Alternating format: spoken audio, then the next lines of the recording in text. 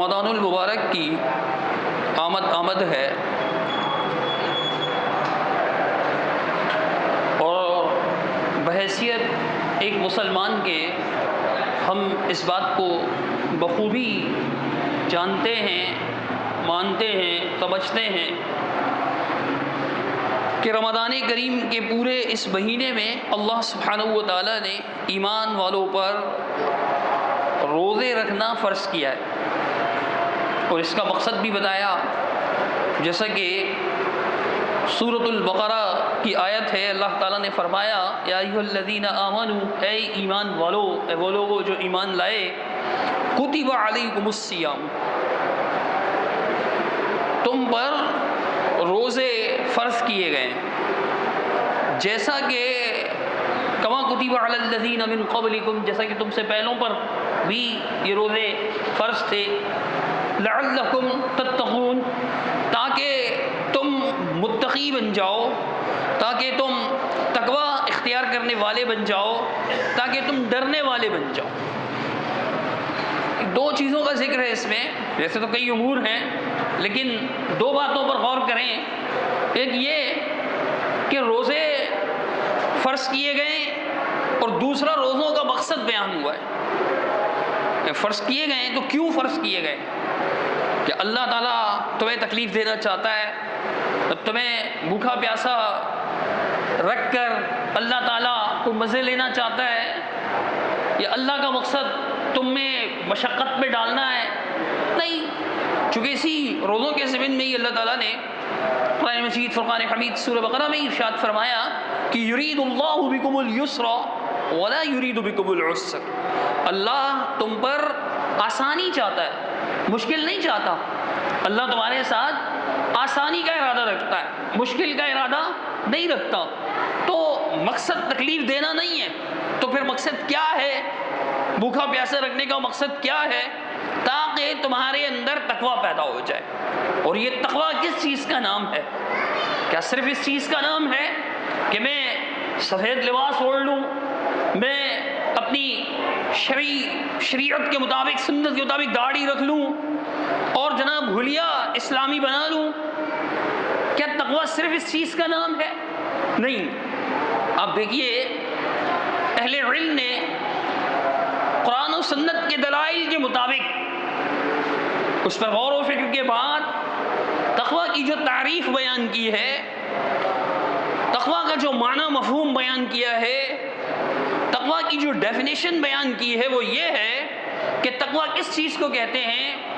کہتے ہیں کہ اللہ اور اس کے رسول صلی اللہ علیہ وسلم کے احکامات کو ماننا، الامتثال لأوامر اللہ ورسولہ، فرمانبرداری کرنا اللہ اور اس کے رسول کی، والاجتناب ما نہى اللہ عنہ ورسولہ، ہر اس چیز سے بچنا جس چیز سے اللہ اور اس کے رسول صلی اللہ علیہ وسلم نے روکا۔ یہ تقوی ہے، یعنی اللہ کے حکموں پر چلنا، اللہ اور اس کے رسول صلی اللہ علیہ وسلم کی فرمانبرداری اختیار کرنا، اور اللہ اور اس کے رسول صلی اللہ علیہ وسلم کی نافرمانی سے بچنا، یہ تقوی ہے۔ اب دیکھیے احادیث میں بھی اس کا ذکر آتا ہے کہ کن معاملات کے موقع پر تقوی کا حکم دیا گیا، یا تقوی کی طرف رہنمائی کی گئی، تقوی کی طرف اشارہ کیا گیا۔ یہ صحیح مسلم شریف کی حدیث ہے، سیدنا ابو ہریرہ رضی اللہ تعالیٰ عنہ سے مروی، بیان فرماتے ہیں کہ رسول اللہ صلی اللہ علیہ وسلم نے ارشاد فرمایا لا تحاسدوا ولا تناجشوا ولا تباغضوا ولا تدابروا ولا يبع بعضكم على بيع بعض۔ فرمایا کہ تم ایک دوسرے کے ساتھ حسد نہ کرو، ایک دوسرے پر بولیاں نہ لگاؤ، ایک دوسرے کے ساتھ بغض، کینہ، نفرت، عداوت نہ کرو، اور تم میں سے کوئی کسی کی بیع پر، کسی کے سودے پر سودا نہ لگائے۔ آپ کو پتہ ہے کس نے بھی چیز خریدنے کی کوشش کی ہے، خاص طور پر پلاٹوں کا معاملہ ہوتا ہے، یا جو لوگ گاڑیوں کا کام کرتے ہیں وہ اس بات کو آسانی سے سمجھ سکتے ہیں کہ بس پتہ لگے کہ فلاں یہ جگہ خرید رہا ہے، یا فلاں یہ گاڑی خرید رہا ہے، یہ موٹر سائیکل، کوئی بھی چیز خرید رہا ہے، تو بولتے ہیں کہ اس نے کیا ریٹ دیا آپ کو. مثال دے رہا ہوں کہ اس نے 70 لاکھ لگائے، میں 71 دے رہا ہوں، مجھے دے دو. یہ کیا ہوتا ہے؟ یہ وَلَا يَبِعْ بَعْضُكُمْ عَلَى بَيْعِ بَعْضٍ، تم میں سے کوئی کسی کے سودے پر سودا نہ ڈالے. وہ سودا کر چکا ہے، اس کے سودے کے اوپر سودا نہ مارے. صبر کریں، دیکھیں ان کا سودا بنتا ہے، وہ خرید و فروخت کا معاملہ مکمل ہوتا ہے تو ٹھیک.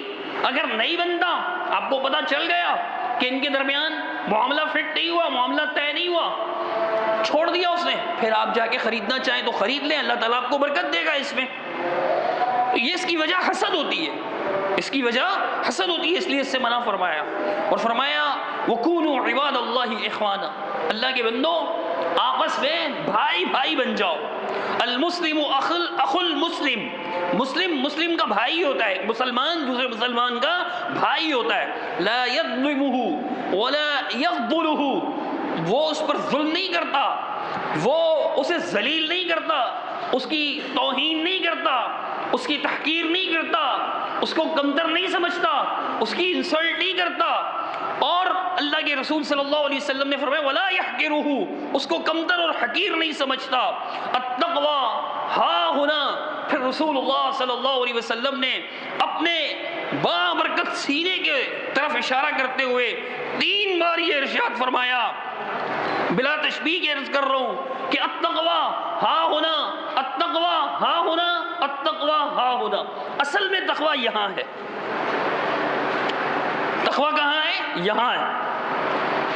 اس کا مطلب یہ نہیں ہے، کیونکہ بہت سے لوگ ظاہر کو نمائشی تقوی قرار دیتے ہیں. اس کا مطلب یہ نہیں کہ شرعی احکام کی پابندی نہ ہو. جس کے دل میں اللہ کا ڈر ہو، اللہ کا خوف ہو، وہ تمام معاملات میں، وہ عمل کے معاملات میں بھی اور لوگوں کے ساتھ رویوں کے معاملے میں بھی تقوی اختیار کرے گا. جس کے دل میں تقوی ہو، پھر وہ کسی کے لیے اپنے دل میں کینہ، حسد، بغض، عداوت، نفرت نہیں رکھے گا. جس کے دل میں تقوی ہو، وہ پھر کسی کی غیبت، چغلی اور اس کی برائیاں نہیں کرے گا.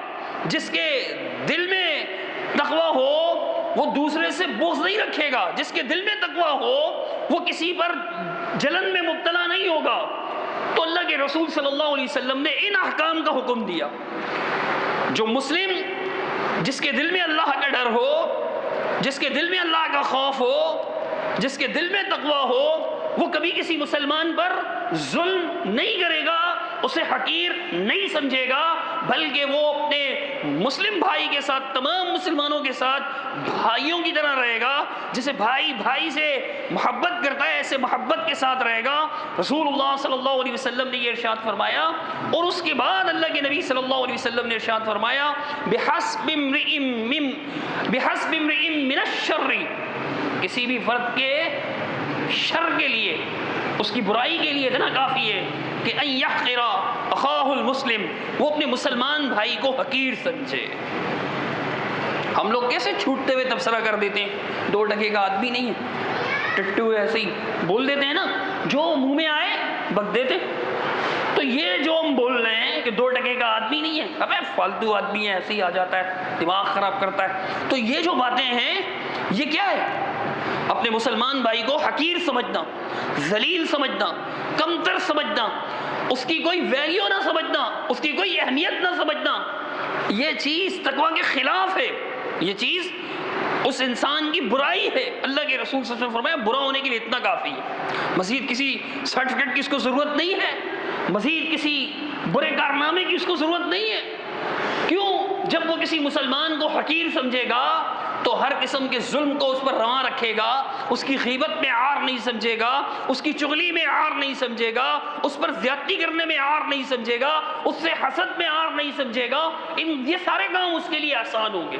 تو رسول اللہ صلی اللہ علیہ وسلم نے اس کی طرف اشارہ کرتے ہوئے ارشاد فرمایا کہ کسی بھی فرد کی برائی کے لیے اتنا کافی ہے کہ وہ اپنے مسلمان بھائی کو حقیر سمجھتا ہو. ان چیزوں سے بچنا چاہیے.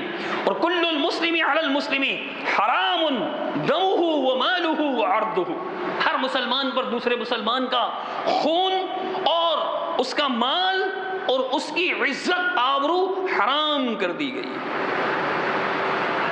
ایک مسلمان، ہر مسلم پر دوسرے مسلمان کی عزت حرام کر دی. کسی کی عزت پامال نہ کریں، کسی کا قتل نہ کریں، کسی کا مال ہڑپ نہ کریں. یہ سارے امور تقوی سے تعلق رکھتے ہیں. یہ سارے امور کیا کرتے ہیں؟ تقوی سے تعلق رکھتے ہیں. اگر یہ امور نہیں ہیں اور پھر نمائشی تقوی کیا ہے؟ کہ ہم زبان سے بڑے اللہ والے لوگ بن جائیں، اپنی باتوں میں بڑے اللہ والے لوگ بن جائیں. نہیں یار بس ہمیں تو اللہ سے ڈر لگتا ہے، نہیں یار بس ہم تو بڑے بس کوشش کرتے ہیں بھائی اللہ اور اس کے رسول کی بات مانیں، میں تو نہیں بس کبھی اللہ اور اس کے رسول کی یہ نمائشی تقوی ہے کہ بات پر تقوی کرتا رہتا ہے، اللہ کرتا رہتا ہے. اور لیکن معاملہ کیا ہے اس کا کہ وہ ان امور کا خیال نہیں رکھتا، وہ ان معاملات کا خیال نہیں رکھتا. تو یہ تقوی کے خلاف ہے. رسول اللہ صلی اللہ علیہ وسلم نے ان امور کی نشاندہی کر کے، ان امور کا ذکر فرما کر، ان امور کو بیان فرما کر نبی کریم صلی اللہ علیہ وسلم نے اپنے بابرکت سینے کی طرف اشارہ کرتے ہوئے فرمایا کہ تقوی یہاں ہے، یہاں. تو اس کا مطلب یہ ہوا کہ ہمیں ان امور کا بھی خیال رکھنا ہوگا. اگر ہم ان امور کا خیال نہیں رکھتے تو یہ تقوی کے خلاف ہے. اور یہی صحیح مسلم میں ایک اور سند سے یہ حدیث مروی ہے، اس میں ابو ہریرہ رضی اللہ تعالیٰ عنہ نے رسول اللہ صلی اللہ علیہ وسلم کی یہ بات بھی ارشاد فرمائی کہ آپ نے ارشاد فرمایا ان اللہ لا ينظر الى اجسادکم ولا الى صورکم ولكن ينظر الى قلوبکم واشار باصبعه الى صدره. اللہ کے نبی صلی اللہ علیہ وسلم نے ارشاد فرمایا اللہ تمہاری شکلیں نہیں دیکھتا کہ تم کتنے خوبصورت ہو، یہ کیسے تم نے اپنی شکل بنا رکھی ہے. اللہ تمہارے جسموں کو نہیں دیکھتا کہ تم کیسے پہلوان بنے ہوئے ہو یا کمزور ہو. اللہ ان چیزوں کی طرف دیکھتا ہی نہیں ہے. یعنی اللہ کے ہاں ان چیزوں کی اہمیت ہی نہیں ہے. اصل چیز جس کی اہمیت ہے وہ کیا ہے؟ وَلَٰكِن يَنظُرُ إِلَىٰ قُلُوبِكُمْ کہ تمہارے دل سلامت ہے یا نہیں، قلب سلیم ہے یا نہیں. دل کی سلامتی اللہ سبحانہ تعالیٰ دیکھتا ہے. یہ پھر اللہ کے رسول صلی اللہ علیہ وسلم نے اپنے بابرکت سینے کی طرف اشارہ بھی فرمایا. تو میرے بھائیوں ان امور کا خیال رکھنا یہ بھی تقوی ہے. اسی طرح یہ مقصد، روزے کا مقصد کیا ہے؟ لعلکم تتقون، تقوی آ جائے. لیکن روزہ رکھنے کے باوجود بھی اگر ہم ایک دوسرے کا خیال نہیں رکھتے تو اس کا مطلب پھر ہم روزے کا مقصد پورا نہیں کر رہے. مقصد پورا نہیں کر رہے تو کیا روزہ نہ رکھیں؟ روزہ تو رکھیں اور مقصد بھی پورا کرنے کی کوشش کریں. روزہ بھی رکھیں اور روزے کا مقصد پورا کرنے کی بھی کوشش کریں. لیکن رمضان کے مہینے کے اندر مسلم معاشرہ ہے، خاص طور پر ہمارے ہاں مملکت اسلامیہ جمہوریہ پاکستان کے افراد کا کیا حال ہے، کیا معاملہ ہے؟ اب دیکھیں رمضان کے مہینے میں ظلم اور زیادتی بڑھ جاتی ہے. کیا چھوٹے دکاندار، کیا بڑے دکاندار، وہ چیز جو رمضان سے ہفتہ بھر پہلے 100 روپے کی مل رہی ہوتی ہے، رمضان کا اعلان ہوتے ہی، بلکہ رمضان سے اب تو رمضان سے 2-4 دن پہلے ہی وہ 300، 350، 400 تک پہنچ جاتی ہے. دگنی تگنی چگنی قیمت کر دیتے ہیں اس کی. اللہ کا ڈر اگر دل میں ہوتا، اللہ کا خوف اگر دل میں ہوتا تو رمضان میں مہنگائی میں اضافہ نہیں کرتے. کیونکہ تقویٰ کا تقاضا کیا ہے کہ ایک انسان کے دل میں دوسرے انسانوں کے لیے رحم ہو، نرمی ہو، ہمدردی ہو، غمگساری ہو، دوسروں کا خیال رکھے، دوسروں کا لحاظ رکھے، دوسروں کی عزت، آبرو، مال، ہر چیز کا خیال رکھے. یہ تقویٰ ہے. روزہ رکھ رہے ہیں تاکہ ہم متقی بن جائیں، اور معاملہ کیا ہے کہ مسلمانوں پر ہی زیادتی کر رہے ہیں. اور کتنے ایسے لوگ ہیں روزہ رکھنے کے بعد ان کے مزاج پر زمانے بھر کا غصہ آیا ہوا ہوتا ہے. تو پھر اس کا مطلب کیا ہوا؟ نہیں دماغ خراب مت کرو، میرا روزہ ہے، ابھی میرا روزہ ہے، روزہ لگ جائے گا مجھے تو میں ایسا کر دوں گا. بھائی یہ روزہ ہے ہی نہیں، اس کو روزہ لگا ہی نہیں ہے. اگر اس کو روزہ لگا ہوتا تو اس کا مزاج پولائٹ ہو جاتا، اس کا اخلاق اچھا ہو جاتا، اس کے اندر نرمی پیدا ہوتی. چونکہ ہم یہ حدیث جانتے ہیں کہ رسول اللہ صلی اللہ علیہ وسلم نے صحیح بخاری مسلم کی حدیث ہے، روزے دار کو یہ تعلیم دی ہے کہ اگر کوئی تم سے جھگڑے، تمہیں گالیاں بکے تو تم اس سے صرف اتنا کہہ دو کہ انی صائم، میں روزے دار ہوں. یعنی نہ میں گالی بک سکتا ہوں، نہ میں جھگڑا کر سکتا ہوں. یہاں پورا دھمال ڈالنے کے بعد کہتے ہیں ابھی تو میرا روزہ ہے، وغیرہ میں اس کو بتاتا ہوں. یہ روزے کا مقصد نہیں ہے. تو روزے کے مقاصد کو سمجھیں. روزے کا مقصد تقویٰ ہے. اور بہت سی حدیث ہیں اس پر، جیسے بخاری شریف کی حدیث ہے سیدنا نعمان بن بشیر رضی اللہ تعالیٰ عنہ سے، فرماتے ہیں کہ رسول اللہ صلی اللہ علیہ وسلم نے فرمایا الحلال بین والحرام بین، حلال بھی واضح حرام بھی واضح، وبینہما مشبہات لا یعلمها کثیر من الناس، اور ان کے درمیان بہت سی چیزیں ایسی ہیں جو انسان کو شبہ میں ڈالنے والی ہے، شک میں ڈالنے والی ہے، اور بہت سے لوگ ان کا خیال نہیں رکھتے۔ فمن اتقى المشبہات استبرأ لدینی، فمن اتقى المشبہات فقد استبرأ لدینی، کہ جس شخص نے ان مشکوک چیزوں سے، ان شبہ میں ڈالنے والی چیزوں سے اپنے آپ کو بچا لیا تو اس نے اپنے دین کی حفاظت کر لی، اس نے اپنے دین کو سالم کر لیا، دین کو بری کر دیا، مطلب پھر وہ کسی پر ظلم کرنے والا نہیں ہوگا، زیادتی کرنے والا نہیں ہوگا، اور دین کے معاملے میں تجاوز کرنے والا نہیں ہوگا، دین پر ثابت قدمی اختیار کرنے والا ہوگا۔ رسول اللہ صلی اللہ علیہ وسلم نے مثال دیتے ہوئے ارشاد فرمایا کہ ومن وقع فی الشبہات، جو شبہات میں پڑے اس کی مثال ایسے کراع یرعی حول الحما، کوئی بکریاں چرانے والا بندہ اپنی بکریاں شاہی چراگاہ، پہلے مخصوص ہوتی تھی کہ بھئی یہ اب بھی ہے گورنمنٹ کی زمین ہے، اس پر گورنمنٹ کے بیت المال کے جانور جو ہے وہ چریں گے، وہی اس کا گھاس کھائیں گے، عام آدمی کو اپنی بکریاں چرانی ہو تو ان زمینوں سے ہٹ کر کسی اور طرف جائے، چونکہ وہ فرد کی بکریاں ہیں اور یہ بیت المال کی جو زمین ہے وہ تمام مسلمانوں کا حق ہے، تمام مسلمانوں کا۔ اگر ایک آدمی اجتماعی مال میں سے کھا رہا ہے اور بیت المال کی طرف سے اجازت بھی نہیں ہے تو وہ تمام مسلمانوں پر ظلم کر رہا ہے۔ تو شاہی چراگاہ کے قریب اپنی بکریوں کو چرانا ایسا ہے کہ بکری ہے نا، اس کو تو عقل نہیں ہے، اس کو آپ پڑھا بھی نہیں سکتے کہ بھئی یہ آپ کی لمٹ ہے، کراس نہیں کرنا ہے، آگے نہیں جانا، یا اونٹ ہے یا جانور ہے جو بھی، تو اللہ کے رسول نے فرمایا کہ شاہی چراگاہ جو ہے اس کے قریب قریب چراتا ہے، قریب ہے کہ اس کی بکریاں اس شاہی چراگاہ میں گھس جائیں اور چرنے لگیں، حالانکہ وہ ممنوع ہے، اور اگر حکومت سخت ہو تو اس پر سزا بھی دے سکتی ہے کہ بھئی یہ تم سرکاری زمین پر کیوں کام کر رہے ہو۔ تو اللہ کے رسول صلی اللہ علیہ وسلم نے مثال دیتے ہوئے سمجھایا کہ جو شخص شبہات میں پڑتا ہے اس کی مثال ایسے، یعنی وہ پھر حرام میں پڑ جاتا ہے، وہ پھر حرام میں پڑ جاتا ہے، شبہات کے قریب جا جا کر وہ حرام میں پڑ جاتا ہے۔ تو اللہ کے رسول صلی اللہ علیہ وسلم نے ارشاد فرمایا الا ان حمی اللہ فی ارضہ محارمہ، اللہ کی بھی ایک چراگاہ ہے زمین میں، اور وہ کیا ہے؟ ایسی چیزیں جن کو اللہ تعالیٰ نے حرام قرار دیا ہے، ان کے قریب نہیں جانا۔ الا وان فی الجسد مضغۃ، خبردار ہو جاؤ کہ انسان کے جسم میں ایک حصہ ہے، گوشت کا ایک لوتھڑا ہے، اذا صلحت صلح الجسد کلہ، اگر اس کی اصلاح کر دی جائے، وہ ٹھیک ہو جائے تو پورا جسم ٹھیک ہو جاتا ہے۔ وَإِذَا فَسَدَتْ، اگر وَإِذَا فَسَدَتْ فَسَدَ الْجَسَدُ كُلُّهُ، اور اگر وہ خراب ہو جائے، وہ اس کے اندر برائی آ جائے تو پورا وجود انسان کا بگڑ جاتا ہے۔ الا وہی القلب، اللہ کے رسول صلی اللہ علیہ وسلم نے فرمایا کہ آگاہ رہو، وہ حصہ دل ہے، دل، یعنی دل کے اندر اللہ کا ڈر اور خوف ہونا چاہیے۔ اصل تقوی ہی یہ ہے کہ انسان حرام کاموں سے بچنے والا ہو، جن چیزوں کو اللہ تعالیٰ نے حرام کیا ان سے بچنے والا ہو، اس کا اخلاق، اس کا مزاج، اس کا رویہ، اس کے معاملات، اس کے لین دین، یہ سارے کے سارے گناہوں سے دور ہو، نافرمانیوں سے دور ہو، اللہ کے حرام کردہ سے دور ہو، تو یہ تقوی ہے۔ یہ نہیں کہ اس نے جو ہے نا اپنا حلیہ بہت اچھا بنا رکھا ہے، لیکن ایسے لوگ حلیہ بنائے ہوئے ہوتے ہیں اور مارکیٹس میں لوگوں کو کروڑوں کی ٹھگیاں کر کے نکل جاتے ہیں، کروڑوں کی ٹھگیاں کر کے نکل جاتے ہیں۔ وہ عام لوگ بیچارے یہ سمجھتے ہیں کہ یار داڑھی رکھی ہوئی ہے، اللہ رسول کرتا رہتا ہے صبح شام، تو یہ بے ایمان نہیں ہوگا۔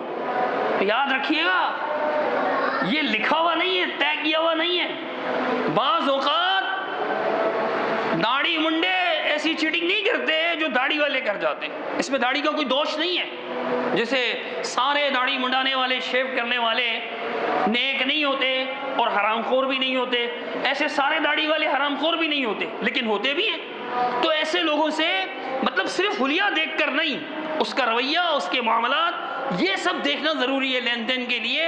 ان چیزوں میں جو کھڑا ہوگا وہ متقی ہوگا۔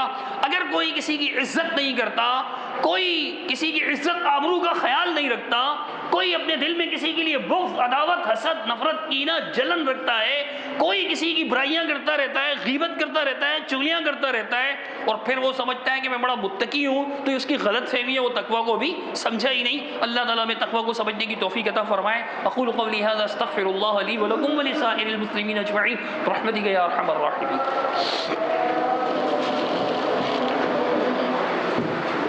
إن الحمد لله نحمده ونستعينه ونستغفره ونعوذ بالله من شرور أنفسنا ومن سيئات أعمالنا، من يهده الله فلا مضل له ومن يضلله فلا هادي له، أشهد أن لا إله إلا الله وحده لا شريك له وأشهد أن محمدا عبده ورسوله، أما بعد فإن خير الحديث كتاب الله وخير الهدي هدي محمد صلى الله عليه وسلم، شر الأمور محدثاتها، إن كل محدثة بدعة وكل بدعة ضلالة وكل ضلالة في النار۔ اللهم صل على محمد وعلى آل محمد كما صليت على إبراهيم وعلى آل إبراهيم إنك حميد مجيد، اللهم بارك على محمد وعلى آل محمد كما باركت على إبراهيم وعلى آل إبراهيم إنك حميد مجيد۔ تو یہ تقویٰ جو اگر ہم اختیار کریں تو اس کا فائدہ کیا ہے؟ اللہ سبحانہ و تعالیٰ نے قرآن مجید فرقان حمید میں ارشاد فرمایا، رب کریم نے سورۃ الطلاق میں کہ وَمَن يَتَّقِ اللَّهَ يَجْعَل لَّهُ مَخْرَجًا۔ بہت سے لوگ ہوتے ہیں نا کہ یار اگر ہم حلال حرام کا خیال رکھنے لگے کیا کھائیں گے اور کیا بچوں کو کھلائیں گے، حرام حلال کا خیال رکھنے، اور یہ بڑا نازک معاملہ ہوتا ہے، یہ میرے اور آپ سب کے لیے ہوتا ہے۔ مثال کے طور پر میں جس ادارے میں جاب کرتا ہوں، کام کرتا ہوں، اگر جو ٹائم میرا طے کیا گیا ہے، مثال کے طور پر میں ایک مدرسے میں پڑھاتا ہوں، میری ڈیوٹی کی ٹائمنگ جو ہے وہ صبح 8:30 بجے سے لے کر 12 بجے تک ہے، اور میں جناب 10 بجے صبح پہنچتا ہوں اور 11، 11:15، 11:45 بجے نکل جاتا ہوں۔ اگر میں 8 بجے پہنچ کر 11:45 بجے نکل جاتا ہوں، 15 منٹ اگر میں پہلے نکلتا ہوں تو میں اپنی حلال روزی کو حرام کر رہا ہوں، لوگ ان چیزوں کا خیال نہیں رکھتے، تو ان کا خیال رکھنا ضروری ہے۔ اور پھر بہت سے لوگ ہیں کہ جو ناپ تول میں کمی کرتے ہیں، یار اگر ایگزیکٹ ناپتے رہے تو پھر بچے گا کیا؟ بچے گا نہیں تو کھائیں گے کیا؟ بچوں کو کھلائیں گے کیا؟ تو میرے بھائیوں، اگر ہم نے یہ سوچ اختیار کی کہ تقویٰ کی وجہ سے ہم بھوکے مریں گے، تو ایسی بات نہیں ہے۔ اللہ تعالیٰ فرماتا ہے وَمَن يَتَّقِ اللَّهَ يَجْعَل لَّهُ مَخْرَجًا، جو اللہ کے لیے تقویٰ اختیار کرے گا، جو اللہ سبحانہ و تعالیٰ سے ڈرے گا، اللہ اس کے لیے راستے کھول دے گا، اللہ اس کے لیے راستے بنائے گا۔ اب جس کے لیے اللہ راستے بنائے گا، صرف راستے ہی نہیں بنائے گا، اللہ فرماتا ہے وَيَرْزُقُهُ مِنْ حَيْثُ لَا يَحْتَسِبُ، اسے ایسی جگہ سے رزق دے گا، نعمتیں دے گا جہاں سے اس کو گمان بھی نہیں ہوگا کہ اس راستے سے بھی مجھے کچھ مل سکتا ہے۔ اور وَمَن يَتَوَكَّلْ عَلَى اللَّهِ، یہ حرام کو چھوڑ کر حلال اختیار کرنا، یہ در حقیقت اللہ پر اعتماد ہے، اللہ پہ توکل ہے، اللہ پر بھروسہ ہے۔ تو جو اللہ پر توکل اختیار کرے گا فَهُوَ حَسْبُهُ، وہ اللہ اس کے لیے کافی ہے۔ یہ تقویٰ کی اہمیت ہے، یہ تقویٰ کے فوائد ہیں، یہ تقویٰ کے فضائل ہیں کہ تم بھوکے نہیں مرو گے، اللہ پر بھروسہ کرو گے تو اللہ سبحانہ و تعالیٰ تمہارے معاملات آسان کر دے گا، تمہیں رزق عطا فرمائے گا۔ اور ان اللہ بالغ امرہ، یعنی اللہ تمہارے لیے کافی ہے، تو اللہ اپنے تمام معاملات کو پہنچنے والا ہے۔ کوئی ایسی چیز نہیں ہے جو اللہ کے لیے ناممکن ہو۔ قد جعل اللہ لکل شیء قدرا، اللہ نے ہر چیز کے لیے قدر مقرر کر رکھی ہے، لمٹ مقرر کر رکھی ہے، اس لمٹ کو کراس نہیں کرنا۔ تو تقویٰ کے بڑے فوائد ہیں۔ اس کی ایک مثال صحیح بخاری، صحیح مسلم شریف اور بہت سی کتابوں میں یہ حدیث ہے۔ میں صحیح مسلم کی الفاظ آپ کو بتا رہا ہوں، سیدنا جابر رضی اللہ تعالیٰ عنہ سے مروی ہے، جابر بن عبداللہ کہتے ہیں بعثنا رسول اللہ صلی اللہ علیہ وسلم، رسول اللہ صلی اللہ علیہ وسلم نے ہمیں ایک جہاد کے لیے بھیجا، قریش کا کوئی قافلہ آ رہا ہے تو تم نے اس سے جا کر کے اللہ کے دین کے لیے لڑنا ہے، بھیجا۔ تو فرماتے ہیں وَأَمَّرَ عَلَيْنَا أَبَا عُبَيْدَةَ، اللہ کے رسول صلی اللہ علیہ وسلم نے ابو عبیدہ بن الجراح رضی اللہ تعالیٰ عنہ کو ہم پر جو ہے وہ سالار مقرر کیا، لشکر کا امیر مقرر کیا، اور اللہ کے رسول صلی اللہ علیہ وسلم نے ہمیں بھیجا وَزَوَّدَنَا جِرَابًا مِّن تَمْرٍ، فرمایا کھجور کا ایک ٹوکرا یا ایک بورا کہہ دیں، اللہ کے رسول صلی اللہ علیہ وسلم نے ہمیں بطور زاد راہ دیا کہ راستے میں تم یہ کھاتے رہنا۔ تو اب یہ کھجور لے کر جب ہم چلے سفر پر، تو کہتے ہیں کہ شروع میں ابو عبیدہ جو ہمارے امیر تھے وہ ہمیں مٹھی بھر کھجور دے دیا کرتے تھے، ہم کھا کر گزارا کرتے، سفر میں تھے۔ پھر کہتے ہیں کہ ابھی کچھ دن چلے ہم، یہ کھجور کا بورا ختم ہو گیا یا ٹوکرا خالی ہو گیا، یہ تھوڑا سا رہ گیا۔ جب تھوڑا سا رہ گیا تو پھر ہر ایک حصے میں ایک کھجور آتی تھی۔ جب راوی نے یہ بات سنی، یہ سننے والے نے جو استاد ہیں، شاگرد ہیں، انہوں نے کہا ایک کھجور؟ کہا ہاں ایک کھجور۔ وہ منہ میں رکھ لیتے اور کافی دیر تک اس کو چوس کر، جیسے بچے کھجور چوستے ہیں، چبانے کے بجائے چوستے ہیں، فرمایا ایسے اس کو چوس کر گزارا کرتے رہے۔ ایک کھجور، اس کی گٹلی بھی چوستے کافی دیر تک اور پانی پی لیتے، اور پھر اللہ سبحانہ و تعالیٰ اس میں ہمارا گزارا کر دیتا۔ یہ بھی ختم ہو گئی۔ یہ کھجوریں جو ایک دانہ ملتا تھا 24 گھنٹوں میں، دن رات میں ایک دانہ، فرماتے ہیں کہ یہ بھی ختم ہو گئی۔ پھر کیا ہوا؟ فرمایا پھر ہمارا معاملہ یہ ہوا کہ ہم خبت، جنگلی درخت، اس پر ہم لاٹھی مارتے، اس کے پتے گرتے، ان پتوں کو ہم پانی میں بھگو دیتے، تھوڑی دیر میں وہ پتے نرم پڑ جاتے، ان کی کڑواہٹ کچھ کم ہو جاتی، ہم وہ پتے چبا کر گزارا کرتے۔ اور جب ہماری ضرورت ہم پوری کرتے تو مینگنیاں نکلتی، مینگنیاں جیسے بکروں کی، اونٹ کی مینگنیاں ہوتی ہیں، ایسے مینگنیاں نکلتی تھیں۔ تو یہ اللہ کے راستے میں نکلے ہوئے تھے، قربانی دے رہے تھے، اللہ کے حکم پر یہ ساری تکلیفیں برداشت کر رہے تھے۔ فرماتے ہیں اس غزوہ کو اسی وجہ سے سریۃ الخبط بھی کہا جاتا ہے، سریہ کو، اس جہادی لشکر کو، کہ یہ پتے کھا کر انہوں نے گزارا کیا تھا۔ فرماتے ہیں ہم پریشان تھے تو چلتے چلتے ساحل تک آ گئے، مدینہ منورہ سے نکلے تو یمبو کی طرف ساحل آتا ہے، ہم ساحل تک آ گئے تو کہتے ہیں کہ ہم نے دیکھا کہ سمندر کے کنارے ایک بہت بڑی مخلوق پڑی ہوئی، یقال لها العنبر، لوگ اسے عنبر کہتے ہیں، عنبر مچھلی تھی، بہت بڑی مچھلی۔ کہتے ہیں پہلے تو ابو عبیدہ نے کہا انہا میتۃ، تو مردار ہے۔ پھر کہا کہ انا رسول اللہ، ہم اللہ کے رسول کے بھیجے ہوئے ہیں، یہ اللہ سبحانہ و تعالیٰ کی طرف سے ہم پر نعمت ہے، اللہ کے راستے میں ہیں۔ وقت اس طرح اور تم اضطراری کیفیت میں بھی ہو تو یہ مردار ہے، تب بھی کھا لو۔ اضطراری کیفیت ہے، کھانے کو کچھ نہیں ہے، سارے دن میں ایک کھجور جو مل رہی تھی وہ بھی نہیں ہے، اب پتوں پر گزارا کر رہے ہیں، تو فرمایا کھا لو۔ کہتے ہیں ہم نے اس میں سے کھانا شروع کیا، 1 مہینہ تک 300 لوگ تھے، ہم خوب کھاتے رہے اس میں سے۔ اور فرماتے ہیں کہ معاملہ ایسا تھا کہ اس کی اتنی بڑی، بہت بڑی مچھلی ہوتی ہے عنبر، گوگل پہ سرچ کر لینا اگر نہیں دیکھی ہو، ویسے تو میں نے بھی نہیں دیکھی لیکن گوگل پر سرچ کر کے اندازہ ہوا کتنی بڑی ہے، اور اس حدیث سے بھی واضح، سب سے بڑا جانور ہے سمندر کا سائز کے اعتبار سے، جثے کے اعتبار سے، جسم کے اعتبار سے سب سے بڑا جانور ہے مچھلی عنبر۔ فرمایا کہ اس کی آنکھ سے ہم مشکیزے یا مٹکے بھر کے تیل نکالتے تھے، مچھلی کی آنکھ میں آئل ہوتا ہے نا، تو اس میں سے مٹکے بھر کے تیل وہ اپنے جسموں پر ملتے خشکی سے بچنے کے لیے، تو اور ہم اس میں سے گوشت کے ٹکڑے ایسے کاٹتے جیسے کسی بیل کو ذبح کیا جائے تو بیل کے بڑے ٹکڑے کاٹے جاتے ہیں، بکرا تو نہیں ہے نا کہ چھوٹی چھوٹی بوٹیاں بنائی احتیاط کے ساتھ، بڑا بیل ہے ماشاءاللہ، بڑی بوٹیاں، تو ایسے بڑی بوٹیاں کاٹ کر ہم 1 مہینے تک کھاتے رہے، اتنا بڑا تھا۔ کہتے ہیں کہ جب وہ کھاتے کھوکھلا ہوا تو کہتے ہیں کہ اس کی پسلی کی ایک ہڈی کو ہم نے ایسے رکھا، ہم میں سے جو ہمارے پاس جو اونٹ تھے ان میں سب سے لمبا اونٹ اور سب سے لمبے آدمی کو اس پر بٹھایا تو وہ اس میں سے بآسانی گزر گیا، اس کے نیچے سے، اتنا بڑا تھا۔ کہتے ہیں پھر ہم نے ذخیرہ بھی کیا، راستہ آگے سفر ہے، مچھلی خشک کر دیتے ہیں، خشک مچھلی، ایسے خشک کر دی مچھلی، سکھا دی، مطلب سکھایا کرتے تھے پہلے لوگ گوشت کو، اب بھی سکھاتے ہیں کچھ لوگ، تو سکھایا ہوا سوکھی مچھلی جو ہے وہ ہم لے کر چلے، مدینہ پہنچے، اللہ کے رسول صلی اللہ علیہ وسلم کو بتایا تو نبی کریم صلی اللہ علیہ وسلم نے ارشاد فرمایا کہ ہوا رزق اخرجہ اللہ لکم، یہ وہ رزق ہے جو اللہ نے تمہارے لیے نکالا، یعنی یہ اللہ نے اس کا ذریعہ پیدا کیا کہ عنبر اتنا بڑا جانور جو سمندروں کے بیچ بیچ رہتا ہے وہ کنارے پر آ گیا اور تم نے اس کے گوشت میں سے کھایا. پھر اللہ کے نبی صلی اللہ علیہ وسلم نے ارشاد فرمایا فَهَلْ مَعَكُم مِّن لَحْمِهِ شَيْءٌ فَتُطْعِمُونَ، کہ تمہارے پاس اس کا کچھ گوشت ہے جو گوشت تم نے سکھایا سفر کے لیے، اس میں سے کچھ باقی بچا ہے ہمیں بھی کھلاؤ.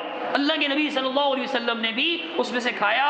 اس سے یہ بھی معلوم ہوا کہ مچھلی اگر مردار بھی نکلے، سمندر سے مر کر بھی نکلے، آپ کھا سکتے ہیں، حلال ہے آپ کے لیے. یہ صرف مچھلی کا حکم ہے. حدیث بھی رسول اللہ صلی اللہ علیہ وسلم نے فرمایا احلت لنا میتتان، دو مردار ہمارے لیے حلال کیے گئے، ایک ٹڈی اور ایک مچھلی. تو یہ آپ نہ کھانا چاہیں نہ کھائیں، نہ کھانا چاہیں نہ کھائیں، لیکن اس پر حرام کا حکم نہ لگائیں.